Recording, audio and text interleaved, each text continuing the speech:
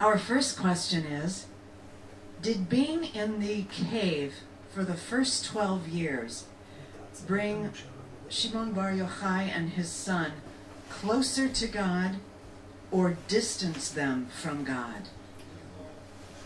It seems from the description, from the story, from everything else, that it brought them closer, because it was only pure devotion. It was the whole time was given for devotion, for prayer, for study. So they came as close as they could. There are also problems involved with it, as we see. But it was their effort to become higher. Devotion, for prayer, for study. So they came as close as they could. There are also problems involved with it, as we see. But it was their effort to become higher. Moshe Rabbeinu was known for his modesty. Rabbis Shimon and Elazar seem to value their own pursuits above those of others. So we're wondering what your perspective is on those rabbis' lack of modesty in this story. Oh, it is not lack of modesty. It is completely a different problem. It's not me and them. It's a real question not about modesty, about the value of human life. What is the main point of human life? And it wasn't we and them, but it was how can people. They were wondering as the people around them. They were so detached from ordinary life, in which it was not lack of modesty. Just in a certain way, it was a very deep lack of apprehension of other people, not as they are other people, but because can there be, I know it is, speaking about these subjects is always hard, especially speaking about them in an environment in which everything is done, life and religion and God are all what are called easy little things to deal with, what are called nicely. Now, the whole point about, what does it mean to be above? What does it mean to be really above what I call not just the dual pursuit of humanity, but also what we may call what becomes the truly human versus the semi-animal existence of people. Now, in this, when people are focused in a way which, as much as they can, they have no other point, no other focus, no other point of reference except God. And I know it is surely not very much the modern way, which means that the idea of taking it easy, everything, you take easy everything, and in a part, this taking easy, it's good, it's wonderful. It is, on the other hand, it is a what I call low level and low achievement. Now, when you speak, there's one thing when you go up the high hills of San Francisco. There are some hills, and you can go up and down in San Francisco, and then you watch the Everest. It is not exactly the same thing. It's not exactly the same thing. The one kind of is a life which is basically, it is within my own limits, within my own experience and my own, usually ability to deal with things. I'm not too much. You are not too clever. You are not too wise. You are not too good. You are not too anything.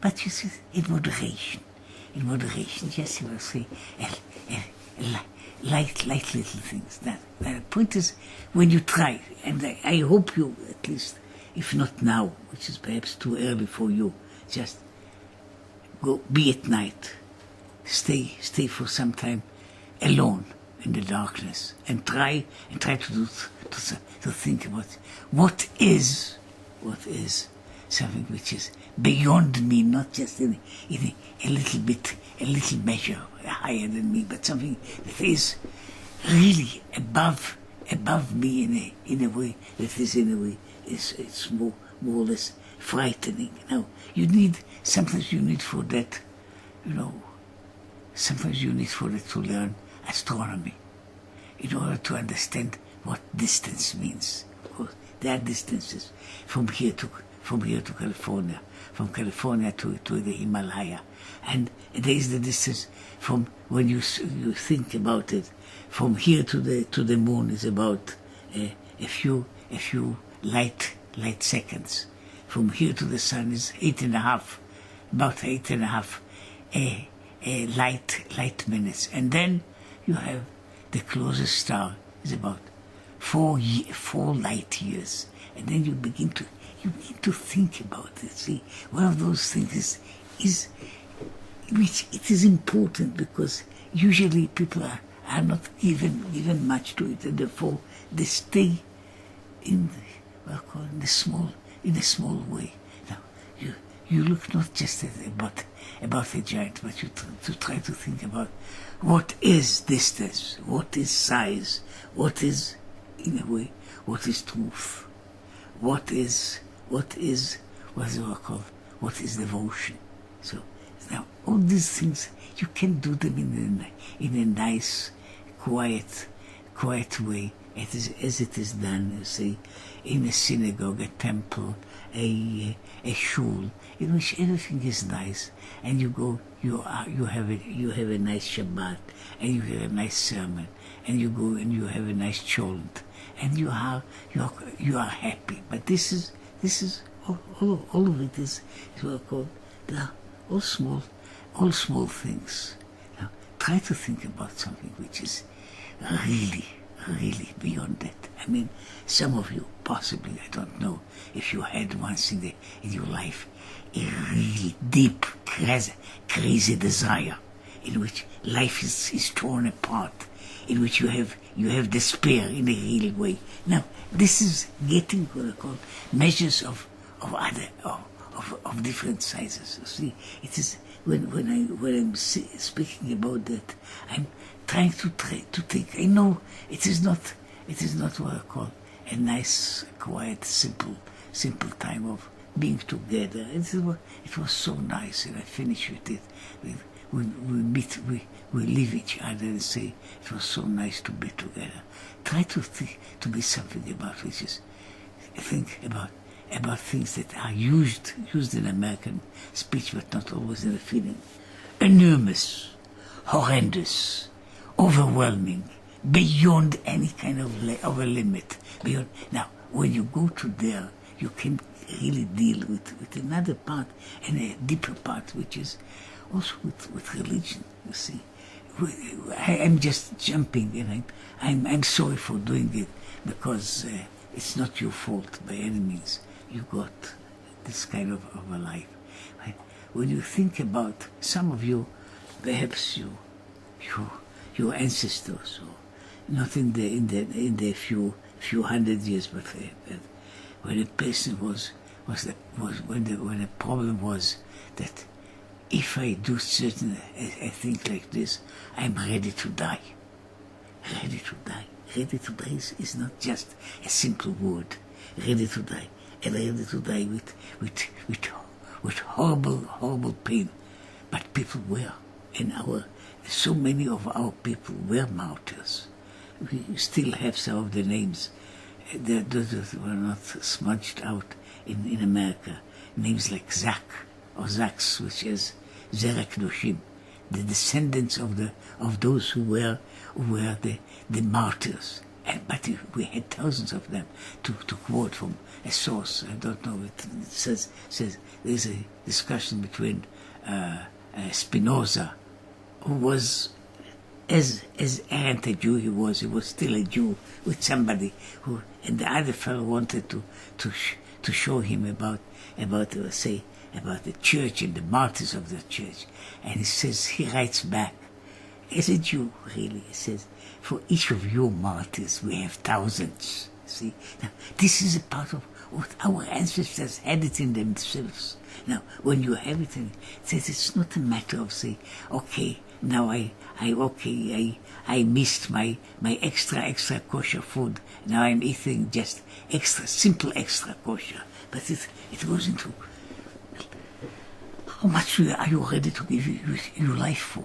How much are you ready to give something really big? So I'm just saying that, that is it's not a part of this section.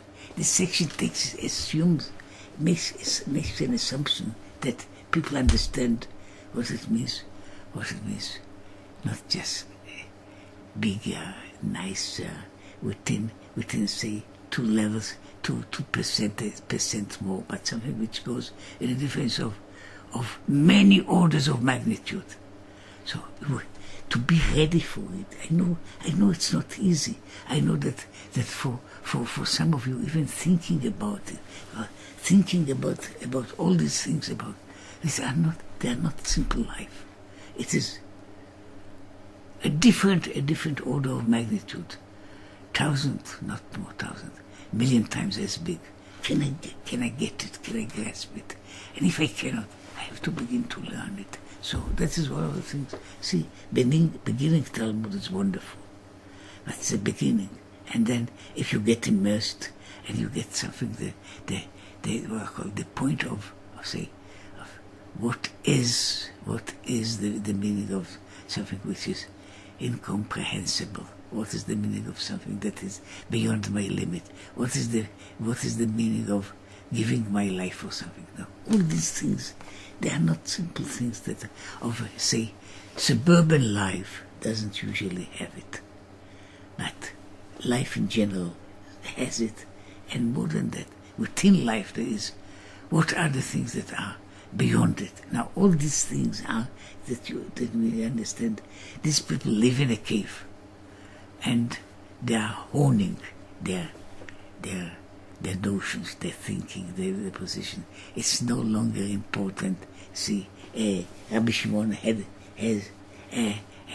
has a wife, but he's now thinking about the wife. He's now thinking different subjects, so his life is completely focused in a different way. Therefore, what he says is, there is the different understanding which goes farther on, which is not of modesty. The understanding is that, in fact, here, the statement is, as it is, incidentally, with Moses. Moses doesn't have any feeling about being a person like everybody else.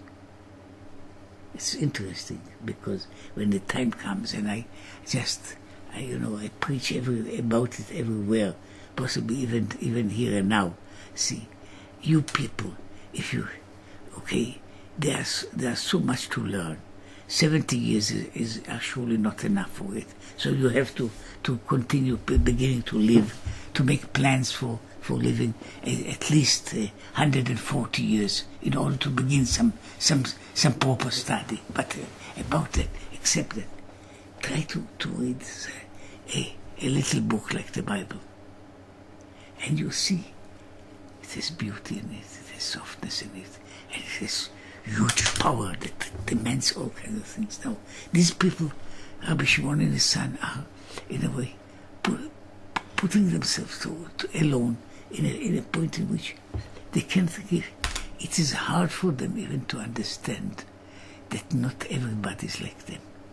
Just imagine them going in the streets of Los Angeles or San Francisco and looking at the people and having a feeling, not because of their greatness, but having a feeling, are we going in what I call into the cow pen? Are these people around us are people? They are not real people at all. They are just simple two-legged animals. Now, when you have that to relearn that there is some merit in those people, and you can find something in them, that is something that, see, it's as I said, it's not for this time. Try it about 2 o'clock. Wake up and try to think about value, absolute things that I'm ready to give my life for. But give my life for, not just to pay $2 more. So when I begin to think about it, I can begin to understand the notion about people that are, they are cut apart from usual life, and then the usual people who are still, as the story finishes, we came to this point, these people still have lots of goodwill. But this goodwill has, and that is for that we learn. We learn in order to become not just one promille bigger than we were. We try to become twice, 10 times as much. So it's a demand for you. It's not a demand for some people in the void. It is okay. You have here these books, and these books are very demanding, and there are more demanding ones beyond them, and even more demanding ones after that. And then you have to know. I'm going and standing on the. See, I'm standing not on the small brink of the Grand Canyon. I'm going to something that is, say, 1,000 times as deep, and I'm looking down, or I'm looking up. That is what it's all about. Okay, too much talk. Rabbi, with all due respect to the rabbis in our text, what would the punishment have been for someone lesser than Rabbi Yehuda, who inadvertently committed Lashon Hara that harmed someone else? Did the same punishment from the sages or from the Jewish community accrue to Rabbi Yehuda? Oh, it's that the end of the story. It's the next page. Is the last line. The fellow was really not guilty, but he was what I call, he has a loose lips. He was blabbering. I mean, not more than that. He was telling stories that he shouldn't have told. He told stories. They're sensitive stories, but these stories are, as it was, they became dangerous. So the end of it is he's not even punished in any usual way. He says Rabbi Shimon looks at him and he's immediately dying. So that is a punishment for what I call for having a loose tongue. They don't punish anymore like this, but still that is the story there. See, it's a fearful thing. I mean, when you are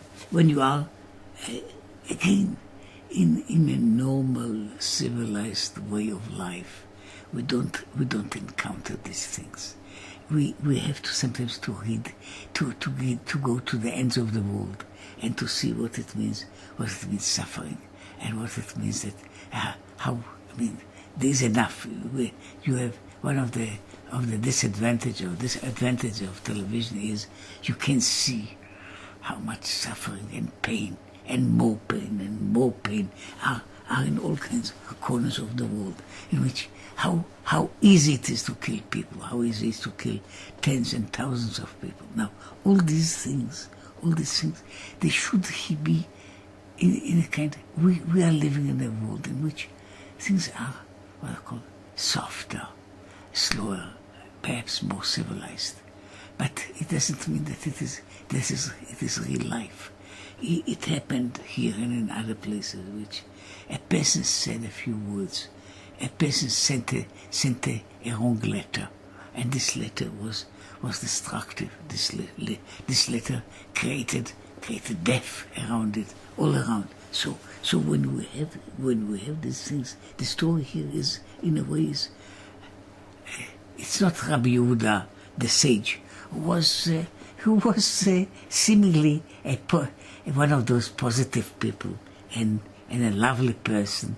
And he saw even though he himself, incidentally, we know about him, he was a very poor guy. He hardly had a dress for himself.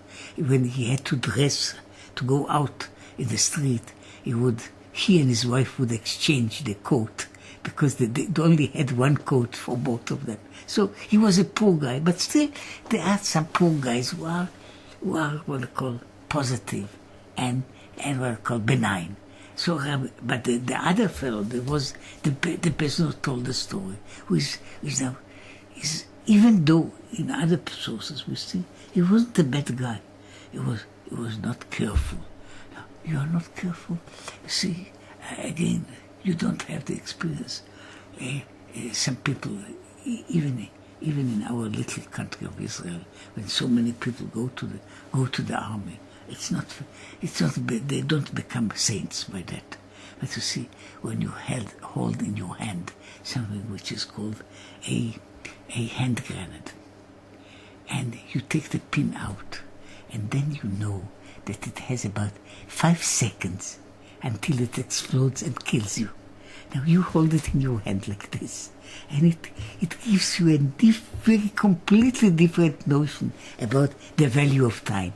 Nothing is as important that it's not. It's much more important than losing a plane.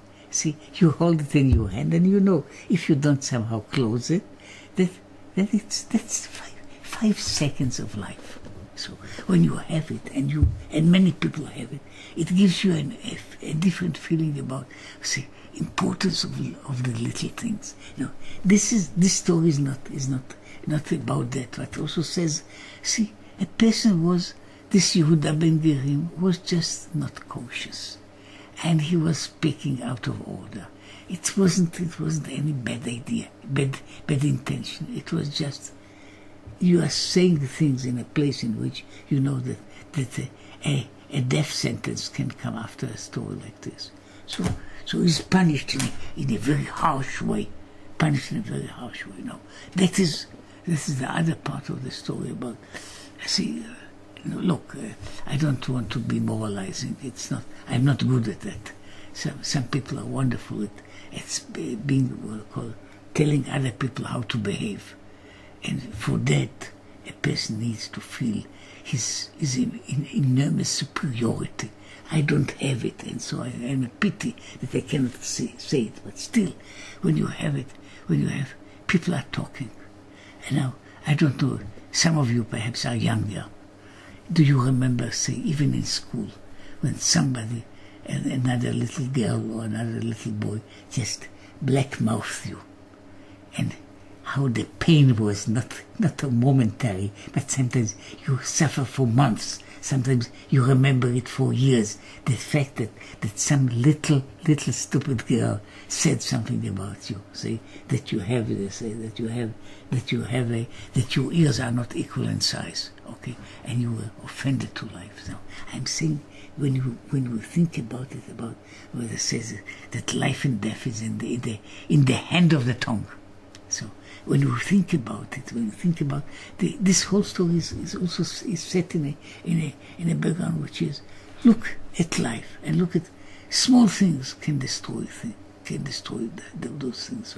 So the being, see, it's a kind of a feeling, of an emotion of being on the brink, and it's just a moment more, a moment less, and that all life collapses. No, this is a part of what we are learning also about speech, even about, as they said about Rabbi Shimon bar Yochai, even about thinking. Don't say about other people that they are not worthy. You may be killing them. You have now enormous power. It's a spiritual power, but it's still killing. So they are also punished immediately. They are sent back to what called to be 12 months in hell. Okay, but all these things are not the main parts of the story. They are what are called little things, and that is incidentally one of the beauties of learning Talmudic texts. if I may say 2 words about it.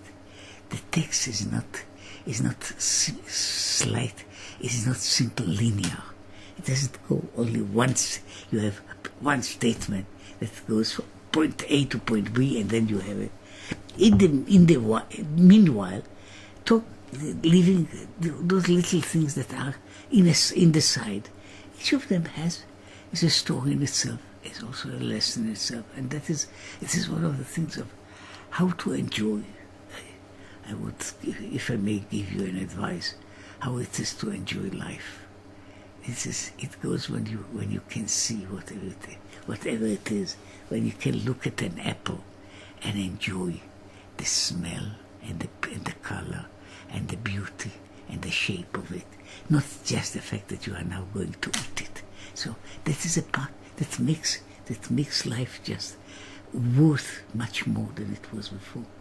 Now that is a part of what we are saying. When we are studying Talmud, we are dealing with all these things that come, little things about life and about people and about what they think and about the fact that they say they keep the dresses intact in order to be able to go out. I mean, all these things are little things, and the main point is, if you can, it's not just to learn them, to pass them, and to go, but to enjoy them, to enjoy all the details. See, just imagine, it's not a simple, what I call simple Coca-Cola. It's a very precious wine, and for precious wine, if you know how it is done, people look at it, at the wine, they look at the color, they smell it, they taste it again, they drink it, and they try to keep them. That is what I call, that's how they call it, in a way, they call the studying Yeina shel Torah, the wine of Torah. It's a kind of a wine, but a very precious wine. Say imagine a wine, $2,000 a bottle. There are such wines. So how you deal with it, and how you become, what kind of an after smell does it have? What kind of different taste does it? All this is a part of what we are doing while we learn, and we have to go out not with a story, but with all kinds of things that are important for us. After smell does it have? What kind of different taste does it? All this is a part of what we are doing while we learn, and we have to go out not with a story, but with all kinds of things that are important for us.